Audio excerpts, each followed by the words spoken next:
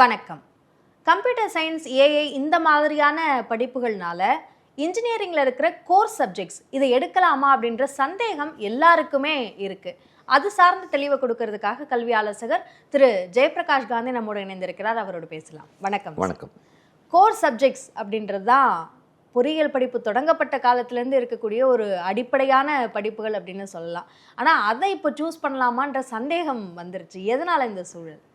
இல்லை, அதாவது மக்களிடையே இந்த சோஷியல் மீடியாவுடைய இன்ஃப்ளூயன்ஸ் எப்போவுமே ஜாஸ்தி. அதாவது நீங்கள் பார்த்தீங்கன்னா இப்போ நிறைய விஷயங்கள் சீக்கிரமாக மாணவர்களுக்கு தெரிய வருகிறது, பேரண்ட்ஸுக்கும் தெரிய வருகிறது. அப்படி இருக்கும்போது ஓகே, ஐடியில் ஒரு ஸ்லோ டவுன் இருக்குது, ஏன் நம்ம கோர் இன்ஜினியரிங் எடுக்கக்கூடாது அப்படின்னு.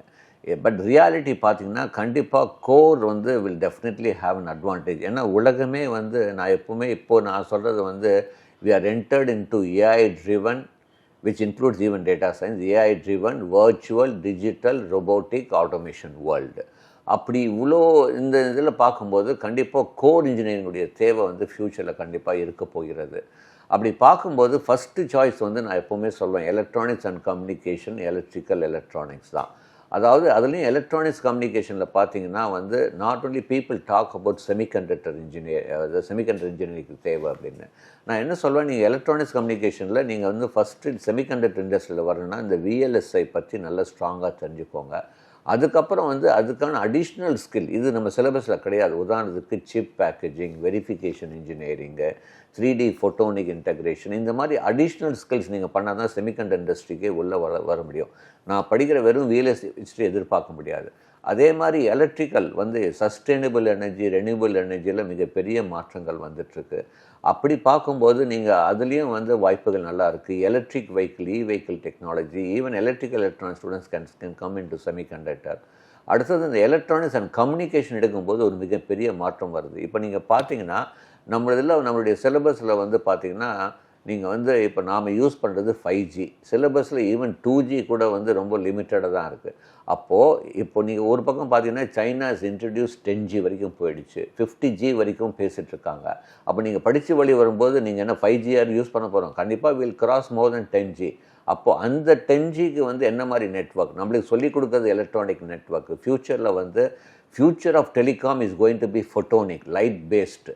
அப்போது நீங்கள் ஃபோட்டோனிக் நெட்வொர்க் பற்றி தெரிஞ்சுக்கணும், ஆப்டிக்கல் நெட்வொர்க் பற்றி தெரிஞ்சுக்கணும். இது சிலபஸில் கிடையாது. அப்போது நான் வெறும் ஈஸி படித்தேன் அப்படிங்கிறதோட இந்த ஈஸியை தாண்டி கம்யூனிகேஷன் சைடில் வரணுன்னா அதில் என்ன டெவலப்மெண்ட்ஸ் எப்படி போயிட்டுருக்கு, அப்படி நீங்கள் உங்களுடைய திறமைகளை வளர்த்துக்கிட்டிங்கன்னா கண்டிப்பாக வாய்ப்புகள் இருக்குது. நம்ம நிறைய பேர் சொல்கிறது, சார் ஐடியில் ஒரு கம்பெனி வந்தால் ஒரு 100 பேர் 200 பேர் எடுக்கிறாங்க, கோரில் ரொம்ப கம்மியாக எடுக்கிறாங்க, இதனால் ஏதாச்சும் பாதிப்பு ஏற்படுமா? நான் எப்பவுமே சொல்வேன், ஏன் கம்மியாக எடுக்கிறாங்கன்னா அவங்களுக்கு தேவை இருக்குது, பட் இருந்தாலும் அவங்க எதிர்பார்க்குற திறமைகள் அவங்களுக்கு கிடைக்க மாட்டேங்குது. அதனால தான் அவங்க தேடி போகிறாங்க. நான் எப்போவுமே சொல்வேன், அதாவது ஒரு காலேஜ் எப்படி தயார் பண்ணுன்னா, இப்போ இவங்க ஒரு காலேஜ் வச்சுருக்காங்க, இப்போ அவங்களுக்கு ஒரு ஐடி கம்பெனியில் ஒரு 500 பேர் எடுக்கிறாங்க, பட் கோரில் ஒரு 20 பேர் தான் எடுக்கிறாங்க. அப்போ காலேஜ் அந்த 500 பேருக்கு தான் அங்கே வேலை கொடுக்கறதுக்கு முக்கியத்துவம் கொடுத்து உங்களை அந்த ஃபீல்டில் தான் முக்கியத்துவம் கொடுத்து தயார் பண்ணுவாங்க. இது நல்லா புரிஞ்சுக்கோங்க. அப்போ சில சமயம் நினைப்பான், ஐயோ நான் கோரில் ப்ளேஸ் ஆகணும், பட் அங்கே காலேஜுக்கு போனால் நீ எது வேணால் படி, கோடிங் கற்றுக்கோ, அப்போ தான் சர்வே ஆக முடியும். பட் ஏன்னா அது காலேஜ் அவங்கள தயார் பண்ணுறாங்க அப்படின்னு, ஒரு மினிமம் சேலரி உனக்கு கிடைக்கணும் அப்படிங்கிறது நான் தப்புன்னு சொல்ல மாட்டேன். அப்போது நீ அது உனக்கு ஒரு எக்ஸ்ட்ரா சான்ஸு. நீ படிக்கும்போது நீ ஐடிக்கும் போகலாம், இந்த கோருக்கு போகணுன்னா நீ திறமைகள் வளர்த்துக்கோ. வெறும் சிலபஸை வச்சுட்டு கோரில் பெரிய லெவல் ஜாப் எதிர்பார்க்க முடியாது. ஸோ அதனால தான் நான் எப்பவுமே சொல்வேன், ஈஸி ட்ரிபிளிக்கு ஒரு முக்கியத்துவம் கொடுத்து தாராளமாக படிக்கலாம். அடிஷ்னல் ஸ்கில் பொறுத்து தான் உங்களுடைய வேலை வாய்ப்பு அமையும் கோரில். ஓகே, இப்போ இசிஇ ட்ரிபிள்இ பற்றி சொன்னீங்க, மெக்கானிக்கல் சிவில் இந்த படிப்புகள் பெஸ்ட்டா? இல்லை, கண்டிப்பாக இன்றைக்கும் சிவில் இன்ஃப்ராஸ்ட்ரக்சர். பட் சிவிலில் என்ன அப்படின்னா, எடுத்தோடனே நீங்கள் பெரிய சம்பளம் எதிர்பார்க்க முடியாது. அதாவது ஒரு மற்ற இன்ஜினியரிங் பிரான்ச்சில் கிடைக்கிற சம்பளத்தை வச்சுட்டு நீங்கள் ஐயோ சிவிலில் வாய்ப்புலாம் கிடையாது. அடுத்தது சிவில் மோஸ்ட் ஆஃப் நீங்கள் ஆன்சைட் ஜாப். இப்போ கம்ப்யூட்டர் ஐடி எல்லாம் மோர் ஆஃப் ஒரு ஏசி ரூமில் உட்காந்துட்டு நீங்கள் உங்கள் என்வாயர்மெண்ட் எல்லாமே பெட்டராக இருக்கும். இங்கே you need to go down. இப்போ நினச்சி பாருங்கள், இப்போ சென்னையில் மெட்ரோ ரயில் நடக்குது, என்ன மாதிரி இன்ஜினியர்ஸ் கீழே போய் ஒர்க் பண்ணுறாங்க. அந்த சூழ்நிலை இருந்தால் அந்த என்வாயர்மெண்ட் அந்த சூழ்நிலையில் you should be able to adapt. So அப்படிலாம் இருக்கும்போது if you are able to adapt அப்படின்னா கண்டிப்பாக பண்ணலாம். அப்போ நீங்கள் சிவில் படிக்கும்போது ஏன் மெட்ரோ ரயில் டெக்னாலஜி பற்றி படிக்கக்கூடாது? ஸ்மார்ட் சிட்டி பற்றி படிக்கிறோம், கம்ப்யூட்டேஷனல் ஸ்ட்ரக்சரல் இன்ஜினியரிங் வருது. அதாவது இன்றைக்கி வந்து huge massive constructions are taking place. வாங்கினா ஒரு 100 ஏக்கர் வாங்கி டெவலப் பண்ணுறாங்க, சிட்டிலேயே வந்து டெவலப் பண்ணுறாங்க. அப்போ அதுக்கு ஃபினான்ஸ், அதுக்கு வெஞ்சர் கேபிட்டலிஸ்ட், அப்போ இன்ஃப்ராஸ்ட்ரக்சர் ஃபினான்ஸ் அப்படின்னு ஒரு கோர்ஸ் இருக்குது, கன்ஸ்ட்ரக்ஷன் மேனேஜ்மெண்ட் கோர்ஸ் இருக்குது. இப்படி நீங்கள் வந்து வெறும் சிவில் படிச்சுட்டு இந்த மாதிரி மேல் படிப்புகள் உங்களை தயார் பண்ணிக்கணும். அப்போ நான் எப்பவுமே சொல்வேன், சிவிலோ மெக்கானிக்கல் படிக்கும்போது ஃபஸ்ட்டு கேட் எக்ஸாமுக்கு தயார் பண்ணுங்கள். இந்த மாதிரி ஒரு பிஜியில் இந்த மாதிரி ஸ்பெஷலைஸ் பண்ணிங்கன்னா கண்டிப்பாக வாய்ப்புகள் இருக்குது. அடுத்தது மெக்கானிக்கல். கன்வென்ஷனல் எப்பவுமே மெக்கானிக்கல் இருக்கும். பட் மெக்கானிக்கல் படிக்கிற மாணவர்கள் வந்து இப்போ இருக்கிற traditional mechanical syllabus is not matching with the requirements. அப்போது எந்த கல்லூரியில் வந்து உங்களுடைய மெக்கானிக்கல் சிலபஸை வந்து இண்டஸ்ட்ரிக்கு தகுந்த மாதிரி மாற்றி அமைச்சு உங்களுக்கு வந்து தயார் பண்ணுறாங்களோ, இப்போ வந்து ஒரு மெக்கானிக்கல் ஸ்டூடெண்ட்ஸ் வந்து ரொபோட்டிக் சைடு என்ன கம்ப்ளீட்டாக வந்து அதாவது ஏஐ ட்ரிவன் ஃபேக்ட்ரி வந்து சொல்ல போகிறாங்க. இப்போ சாம்சங் என்ன சொன்னால் 2030 எங்களுடைய ஃபேக்ட்ரியை கம்ப்ளீட்டாக ஏஐ ட்ரிவன் ஃபேக்ட்ரியாக இருக்க போது, கம்ப்ளீட்டாக வந்து நாங்கள் வந்து ஒரு ஃபிசிக்கல் ஏஐயும் ஏஜென்டிக் ஏஐயும் வந்து நாங்கள் யூஸ் பண்ண போகிறோம் அப்படின்னு. அப்போது மெக்கானிக்கல் படிக்கிற பையனுக்கு அந்த மாதிரி ஸ்மார்ட் மேனுஃபேக்சரிங் ஏஐ ட்ரிவன் ஃபேக்ட்ரிக்கு என்ன ஸ்கில் தேவை அப்படி உங்களுக்கு தயார் பண்ணி நீங்கள் படிக்கணும். ஜென்ரலாக படிச்சுன்னா அது வேலைக்காகாது. அப்போது நீங்கள் மெக்கானிக்கல் படிக்கும்போது நீங்கள் இந்த மாதிரி ஸ்கில் இல்லை. நான் மெக்கானிக்கல் படிக்கும்போது எனர்ஜி ரிலேட்டடாக வரணும், ரெனியூபிள் எனர்ஜி, இப்போ சோலார் எனர்ஜி, இந்த மாதிரி இதில் எனர்ஜி இன்ஜினியரிங்கில் வரலாம். ஏன் நீங்கள் வந்து மெக்கானிக்கல் படிச்சுட்டு டிஃபென்ஸில் வந்து மிகப்பெரிய வாய்ப்புகள் வந்துட்டுருக்கு. ஏன்னா இப்போது டெக்னாலஜியே சேஞ்ச் ஆகிடுச்சு டிஃபென்ஸில். நீங்கள் பார்த்தீங்கன்னா ஒரு காலத்தில் வந்து டேங்க்கு இதெல்லாம் வந்து இப்போ பார்த்தீங்கன்னா மோஸ்ட் ஆஃப் த வார்ஸ் வந்து ஆன் ட்ரோன்ஸு, மிசைல்ஸு, ஆன்டி மிசைலுக்கு என்ன வேணும் ஸோ அதுக்கு நீங்கள் தயார் பண்ணிக்கலாம். ஸோ இப்படி மெக்கானிக்கல் படிக்கும்போது இல்லை நான் டிசைனில் வரணும்னா ப்ராடக்ட் டிசைனில் வரலாம், இல்லை நீங்கள் வந்து ஈவன் மேனேஜ்மெண்ட் இன்ஜினியரிங் மேனேஜ்மெண்ட் சைடில் வரலாம். ஸோ வாய்ப்புகள் எல்லாம் இருக்குது. ஸோ நாம் வந்து இன்னும் கொஞ்சம் சிலபஸை தாண்டி மெக்கானிக்கல் சிவில்லாம் படிக்கும்போது சிலபஸை தாண்டி இண்டஸ்ட்ரிக்கு ஏற்ற மாதிரி உங்கள் ஸ்கில்லை டெவலப் பண்ணிங்கன்னா கண்டிப்பாக இந்த இதுக்குமே வாய்ப்புகள் இருக்குது. இந்த ஸ்பெஷலைசேஷன் அப்படின்ற நீங்கள் சொன்னீங்க இல்லையா, இப்போ ப்ராடக்ட் டிசைன் பற்றி தெரிஞ்சுக்கிறது, ஏஐ பற்றி தெரிஞ்சுக்கிறது, இந்த விஷயங்கள் எல்லாம் பிஜியில் பண்ணணுமா அல்லது யூஜிலேயே அது சார்ந்த படிப்புகள்லாம் புதிய படிப்புகளாக வந்திருக்கு, அந்த மாதிரி படிக்கிறது நல்லதா? இல்லை, கண்டிப்பாக முடிந்த அளவுக்கு யூஜிலேயே நீங்கள் வந்து இன்டெகிரேட் பண்ணிங்கன்னா கண்டிப்பாக நன்றாக இருக்கும்.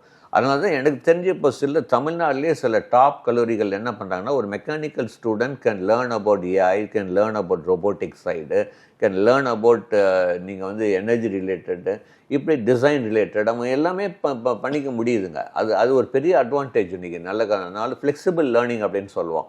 ஸோ அப்படி இருக்கும்போது அந்த மாணவன் எது அவனுக்கு இன்ட்ரெஸ்ட் இருக்கோ தகுந்த மாதிரி அவனை மாற்றிக்கணும். ஓகே, ஒரு மெக்கானிக்கல் பையன் சார் நான் கம்ப்ளீட்டாக ஒரு ஆட்டோமேஷன் சைடில் வரணும், ரொபோட்டிக். அப்போ அவன் பண்ணும்போது அந்த ரொபோட்டிக் ரிலேட்டடாக ஃபஸ்ட்டு சர்டிஃபிகேஷனே வந்து ரொபோட்டிக் ப்ராசஸ் ஆட்டோமேஷன் அப்படின்னு சொல்லுவோம். அப்போ இந்த ரொபோட்டிக் ப்ராசஸ் ஆட்டோமேஷன் சர்டிஃபிகேஷன் அவன் வந்து யூஜுவலியே பண்ணுறது பெட்டர், பிஜியில் போய் ஸ்பெஷலைஸ் பண்ணுறதோட அப்படிங்கிறது. அடுத்தது நான் வந்து மெக்கானிக்கல் ஸ்டூடெண்ட்ஸுக்கு எப்போவுமே சொல்லுவேன், either German language or Japanese language கொஞ்சம் கற்றுக்கோங்க. ஃபைனல் இயர் வரும்போது கிடையாது, ஃபஸ்ட் இயர்லேயே வந்து ஒரு நீங்கள் வந்து ஜெர்மனில் A1 கம்ப்ளீட் பண்ணுங்கள், செகண்ட் இயரில் A2 கம்ப்ளீட் பண்ணுங்கள், தேர்ட் இயரில் B1, இல்லைனா ஜாப்பனீஸில் வந்து பண்ணணும் அப்படின்னா ஃபஸ்ட் இயரில் N5, செகண்ட் இயரில் N4, N3. நிறைய கல்லூரிகள் வந்து இப்போ ஃபாரின் லாங்குவேஜ் இன்டெகிரேட் பண்ண சொல்லுங்கள். இந்த மாதிரி நீங்கள் எடுத்து பண்ணிங்கன்னா அதுவும் மெக்கானிக்கலுக்கும் சூப்பர் வாய்ப்பு இருக்குது. நீங்கள் சொல்கிறது இப்போ மெக்கானிக்கல் படிக்கிறாங்க அல்லது இசிஇ படிக்கிறாங்க, சிவில் படிக்கிறாங்கன்னா அதில் அடிஷ்னலாக படிக்கிறது சொல்கிறீங்க. நான் கேட்குறது என்னென்னா, டெக்ஸ்டைல் டெக்னாலஜி அப்படின்றது பிலேயோ பிடெக்லேயோ கொடுக்குறாங்க, அதே மாதிரி ரொபாட்டிக்ஸ் அப்படின்ற படிப்பை பிஇல பிடெக்கில் கொடுக்குறாங்க. ஸோ அந்த மாதிரி நேரடியாக அந்த படிப்பையே சூஸ் பண்ணி படிக்கிறது நல்லதா, இல்லை மெக்கானிக்கலோட அடிஷ்னலாக அதை படிச்சுக்கிறது நல்லதா? ஃபஸ்ட்டு சாய்ஸ் மெக்கானிக்கல் படிக்கும்போது அடிஷ்னலாக அது படிக்கிறது தான் பெட்டர். நான் எப்போவுமே ஸ்டார்டிங்கில் கூட நான் சொன்னேன், எப்போவுமே வந்து ஒரு இன்ஜினியரிங்கில் ஒரு பிரான்ச் எடுக்கிறதுக்கு முன்னாடி அந்த பிரான்ச் ஸ்டடி வந்து கேட் சப்ஜெக்டில் இருக்கான்னு பாருங்கள். நீங்கள் போய் ஒரு கூகுளில் போய் கேட் சப்ஜெக்ட்னு போடுங்க. கேட் சப்ஜெக்டில் இருக்கிற சப்ஜெக்ட் வந்து உங்களுக்கு வந்து நீங்கள் பிரான்ச்சாக எடுத்திங்கன்னா நாளைக்கு ஒரு பிளான் பி, நாளைக்கு ஒரு கேட் எக்ஸாம் எழுதுறதுக்கோ, இல்லை நாளைக்கு ஒரு பப்ளிக் செக்டார் கம்பெனிக்கு வந்து கேட் எக்ஸாம் குவாலிஃபை பண்ணோம். அப்படி இருக்கும்போது எப்போவுமே ப்ரைமரி ஃபீல்டு எடுக்கிறது better. Don't narrow down at the secondary. இல்லை சார் எனக்கு ப்ரைமரி ஃபீல்டு நல்ல காலேஜில் கிடைக்கல, பட் நல்ல காலேஜில் செகண்டரி கோர்ஸ் கிடைக்குதுன்னா பண்ணலாம், நான் வேணான்னு சொல்ல கிடையாது. ஸோ எப்போவுமே ஃபஸ்ட் இம்பார்ட்டன்ஸ் வந்து ப்ரைமரி ஃபீல்டில் கொடுக்கறது தான் பெட்டர் அப்படின்னு நான் சொல்வேன். பிஆர்க் படிப்பு இருக்கு. இப்போ அதுக்கு என்னென்ன வாய்ப்புகள் இருக்கு? இல்லை, கண்டிப்பாக. ஃபர்ஸ்ட் ஆஃப் ஆல் ஆர்கிடெக்ட் படிக்கணும்னா ஒன்று ஜேஇ எக்ஸாமில் வந்து அவங்களுடைய ஆர்கிடெக்ட் எக்ஸாம் ஒன்று நடத்துகிறாங்க.